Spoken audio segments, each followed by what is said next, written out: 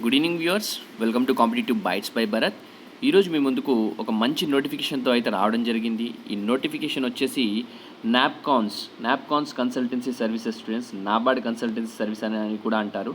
ఇది వచ్చేసి wholly own subsidiary of NABARD అనేది మీ అందరికీ తెలిసే ఉంటుంది. National bank for agriculture and rural development. మన గ్రామీణ బ్యాంక్స్కి వచ్చేసి నాబార్డ్ అనేది మెయిన్ బ్యాంక్ స్టూడెంట్స్. మన కమర్షియల్ బ్యాంక్స్కి రిజర్వ్ బ్యాంక్ ఆఫ్ ఇండియా ఎలా ఉంటుందో, సో గ్రామీణ బ్యాంక్స్కి, రీజనల్ రూరల్ బ్యాంక్స్ అన్నిటికీ మెయిన్ బ్యాంక్ అనేది నాబార్డ్ అని అంటాం మనం. సో ఆ నాబార్డ్కి హోలీ ఓన్ సబ్సిడరీయే నాప్కాన్స్. సో నాప్కాన్స్లో అయితే మనకు కొన్ని వేకెన్సీ అయితే రిలీజ్ అవ్వడం జరిగింది. వచ్చేసి ప్రాజెక్ట్ బేస్డ్ మీద, కాంట్రాక్ట్ బేసిస్ మీద అయితే రిలీజ్ అవ్వడం జరిగింది.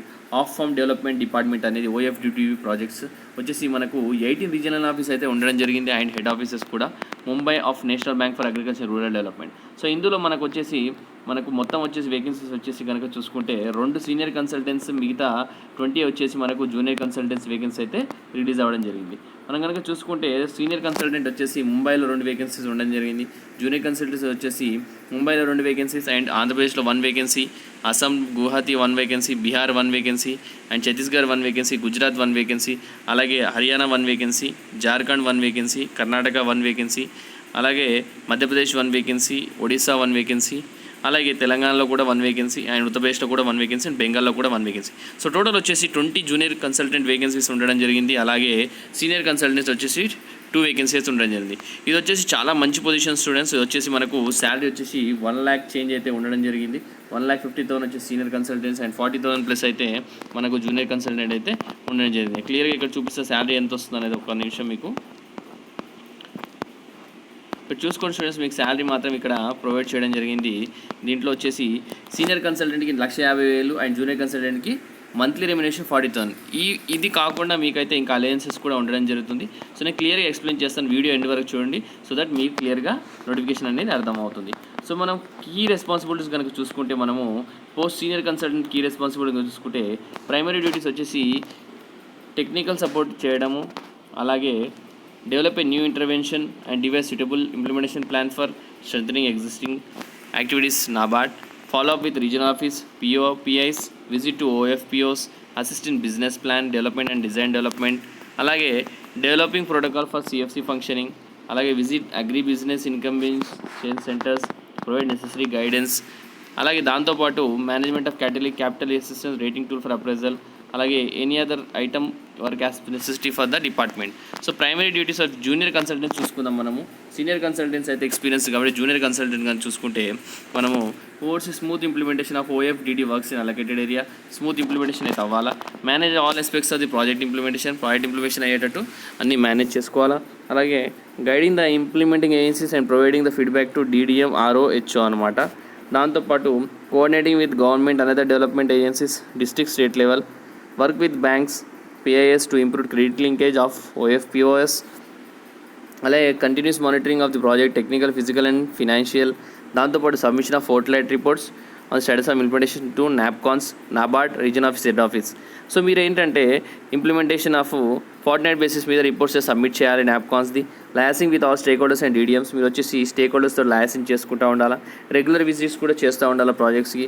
దాంతోపాటు మీరు వచ్చేసి supervision of executive of prescribe activities అన్నింటి సబ్స్క్రైబ్ చేసుకుంటూ ఉండాలా.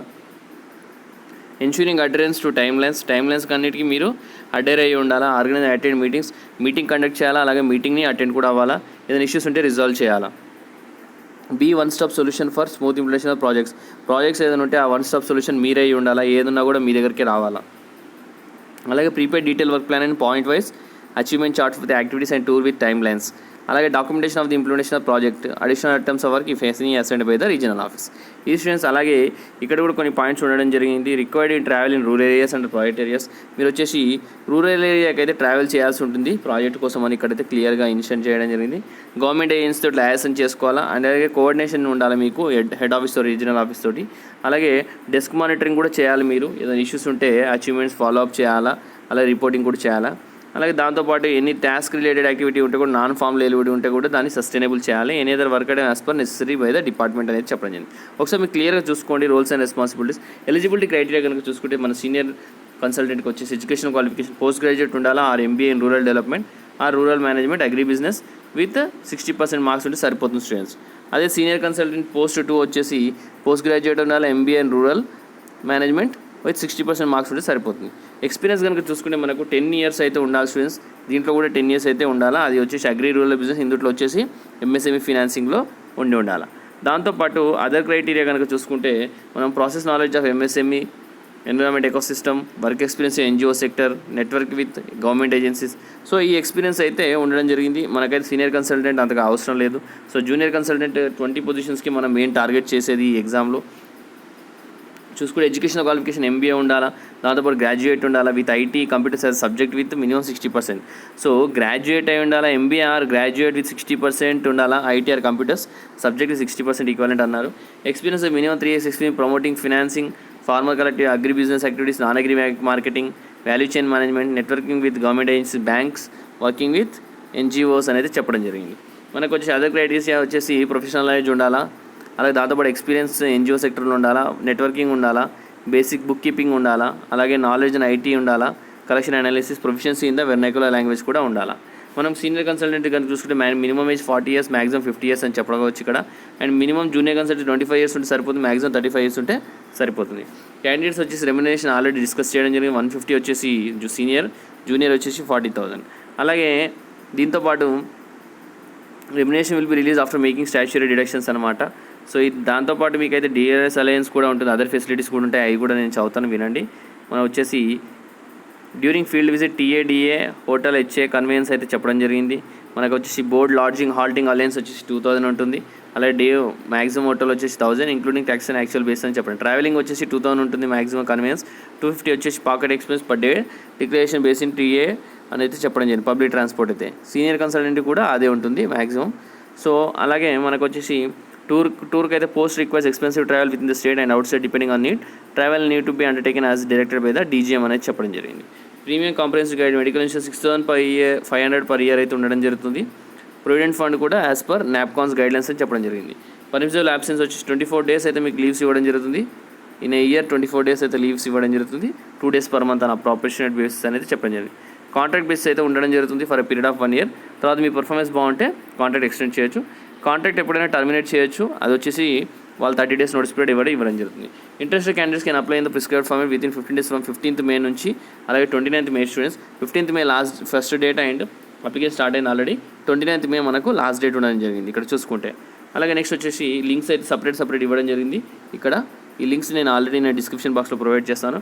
ఇన్స్ట్రక్షన్స్ కూడా ఒకసారి చదువుకోండి, అప్లై చేసే ముందు ఒకసారి చదువుకోండి. ఇక్కడ క్లియర్గా ఇవ్వడం జరిగింది, ఏమేం చేయాలనేది కూడా చెప్పడం జరిగింది. లాస్ట్ డేట్ వచ్చేసి మనకు 29th May అయితే ఉండడం జరిగింది. దాంతోపాటు shortlisted candidates will be call for the interview and mail be assessed for their proficiency in MS office data management. Interview shortlist చేస్తారు. అప్లికేషన్ అప్లై చేసిన తర్వాత మిమ్మల్ని ఇంటర్వ్యూ అయితే చేయడం జరుగుతుంది. వచ్చేసి మీకు ప్రొఫెషనల్ నాలెడ్జ్ అయితే ఎంఎస్ ఆఫీస్ డేటా మేనేజ్మెంట్లో ఉండాల్సి వస్తుంది. Location for the interview will be indicated in the call letter మీకు ఇచ్చే టైంలో దాంట్లో లొకేషన్ ఎక్కడ అనేది చెప్తారు. Candidates May kindly note the any cost incurred by them attending the interview will not be reimbursed. మీరు ఇంటర్వ్యూకి అటెండ్ అయినందుకు మీకు రీయింబర్స్మెంట్ అయితే చేయరు students. Interview may be held in person through virtual mode as may be required. ఇప్పుడు corona ఉంది కాబట్టి మీకు వర్చువల్ మోడ్లో కూడా ఇంటర్వ్యూ అవ్వచ్చు. Applicant may submit the declaration of the Google form with respect to educational qualification and experience. Self attested copies of educational qualification and experience certificates to be compulsory submit at the time of interview అనమాట. మీరు వచ్చేసి at the time of interview ఈ certificates అని submit చేయాలి students. Original documents would be record for the verification.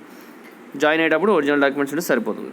అలాగే place of posting కూడా వాళ్ళే decide చేస్తానైతే క్లియర్గా చెప్పడం జరిగింది. List of candidates selected and wait listed will be upload in NABCONS website. మీరు వచ్చేసి validity of the panel selected wait listed will be 1 year. Okay, select అయిన వాళ్ళది లిస్ట్ అయితే వెబ్సైట్లో పెడతారు. అలాగే వెయిట్ లిస్ట్ వాళ్ళది కూడా 1 year అయితే వ్యాలిడిటీ ఉంటుందని చెప్పడం జరిగింది. Final appointment will be based on the decision of selection committee అనేది చెప్పడం జరిగింది. సబ్జెక్ట్ టు మీరు ఫైనల్ అపాయింట్మెంట్ వచ్చి మెడికల్ ఫిట్ అయితేనే మీకు ఫైనల్ అపాయింట్మెంట్ అయితే ఇవ్వడం జరుగుతుంది. దాంతోపాటు selected candidates shall not take any part time job, ఏదైనా ఫుల్ టైం జాబ్ ఏది చేయొద్దు. మీరు 100% ఇందులోనే పనిచేయాలి. అది స్టూడెంట్స్, ఈ వేకెన్సీ అయితే చాలా చక్కటి వేకెన్సీ. మనకు జూనియర్ కన్సల్టెంట్ వచ్చి 20 పొజిషన్స్ అయితే చాలా మంచి వేకెన్సీ. మనకు బీటెక్ ఉంటే సరిపోతుంది, గ్రాడ్యుయేట్ ఉంటే సరిపోతుంది. ఇక్కడ అయితే ఆల్రెడీ చూసి మీకు చెప్పడం జరిగింది, గ్రాడ్యుయేట్ ఉండాలా. దాంతోపాటు వచ్చి మినిమం 3 years ఎక్స్పీరియన్స్ అయితే సరిపోతుంది. ఇది ఒక మంచి ఆపర్చునిటీ స్టూడెంట్స్ మనకు ఈ టైంలో. సో ఈ వీడియోని మ్యాక్సిమం షేర్ చేయండి, ట్రై చేయండి. నచ్చితే లైక్ చేయండి అండ్ కామెంట్ చేయండి. Thank you for watching the video. Have a great day.